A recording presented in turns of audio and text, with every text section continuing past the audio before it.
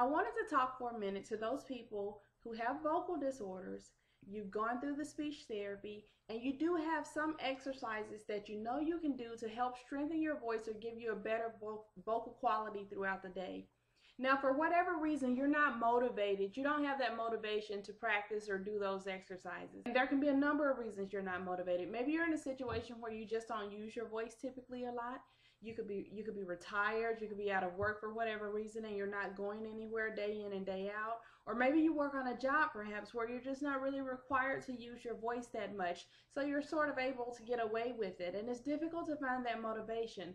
Or maybe you're just kind of in a slump and you're feeling down, maybe a little depressed or stressed out, and it's just really hard to do what you need to do to work on your voice and to get the vocal quality you need. But yet and still, you find yourself in situations where you have to use your voice and you don't have strong voice. And not only is it not strong, but it's painful when you try to speak. And that depends on what your vocal condition is. It's painful when you try to speak, but you do know that had you done those exercises, it would be a little less painful and a little easier to speak. So what you do is you find yourself going in this cycle. You're not motivated, so you're not really practicing that much, and then you get to the point where you're at a restaurant or you're socializing with friends and family, or maybe you're wanting to make that phone call, that point where you do need to use your voice, and then it's strenuous for you and it's stressful, and you wish that you had practice to build up to that call, or maybe you're just feeling kind of down and you go through this cycle again, and that feeling down about that, what does that do? It demotivates you. Again, it's really hard to feel down and get motivated to practice your voice. So I want to talk to you a little bit about some very practical things you can do to help you get motivated and maybe even just remember to do those vocal exercises. And I don't know necessarily what your speech therapist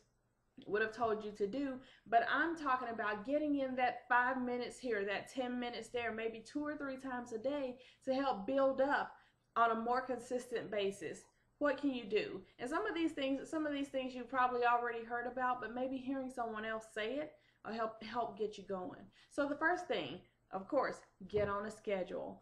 Get on a schedule so you can say, okay, every morning after I wake up, after I brush my teeth, for 5 minutes after I brush my teeth, 5 minutes is going to be dedicated to doing my vocal exercises. Just 5 minutes. That's your schedule. You assign that 5 minutes after you brush your teeth to working on your vocal exercises. And you can also do that throughout the course of the day. Okay, after I brush my teeth, as soon as I pull into the parking garage at work, I'm going to spend this time doing this.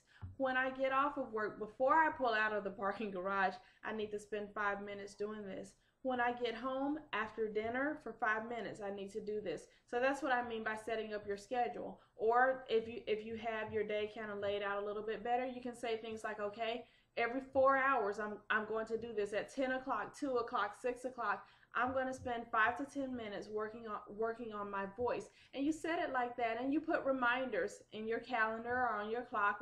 A lot of us have smartphones or Microsoft Outlook on our computer, and you put those reminders in place to come up and remind you to do that. The next thing is that you can set up triggers to remind you around your house, because those reminders pop up on your computer. It's easy to hit dismiss or remind later and that sort of thing. But set up triggers. Now, what do I mean by triggers? Triggers are things that put something mentally in your head to tell you to practice on that vocal exercise.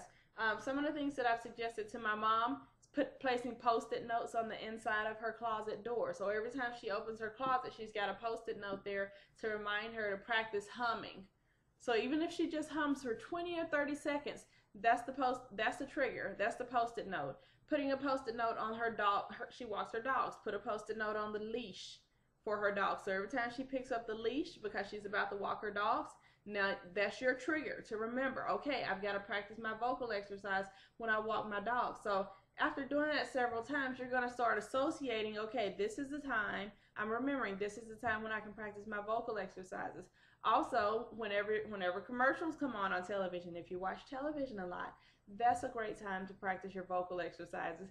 Typically, you're probably not going to enjoy those commercials, are you? Maybe you will, maybe you won't, I don't know, but that's a great time to watch it. Another place in the bathroom. We're all going to take time in the bathroom. There's a little quiet time or whatever. Why not take a few seconds to hum or do whatever those exercises were that you were given. The next thing is accountability partners. Find someone that you trust, maybe even 2 or 3 people to be accountable to. Don't pick someone that will nag you. Don't pick someone that will be a drill sergeant. Just pick someone that you can be accountable to. You don't want someone that's going to be the one calling you all the time. You want someone that's also going to wait for you to call them. Why? Because you calling them means that you had to work on your voice and build up your voice to call them. You understand? You see what I'm saying? So you practice your vocal exercise that you build up your voice to call them. Your voice may not be as strong as it needs to be, but they're going to understand because they just know it's you calling, and that'll be enough to let them know that you practice your voice. And then if they don't hear from you, they'll know to call you. And when you see that phone, hear that phone ringing, you know, okay, I've got to practice today. Okay? Then the final thing is just do it. You got to just do this stuff. You really do. It's for you. And then even going further than that, it's for the people you love as well. The people you love, the people in your lives, they want to see you get better. Now, granted, we understand that with a lot of vocal disorders, maybe you aren't going to be fully healed or recovered from this stuff, and maybe you will. Maybe you'll be able to recover 90 or 100% of your voice from doing these exercises. Who knows what level of improvement you'll have? But if you do know for a fact that you will have some sort of improvement from doing these vocal exercises, then at some point, just do it. Get in that mirror, look into your own eyes. Tell yourself that you are worth it. You are worth just doing it. Now, I'm going to end this video right here. And as soon as I end it, I want you to take 30 seconds and just do it. You are so worth it, and your voice matters.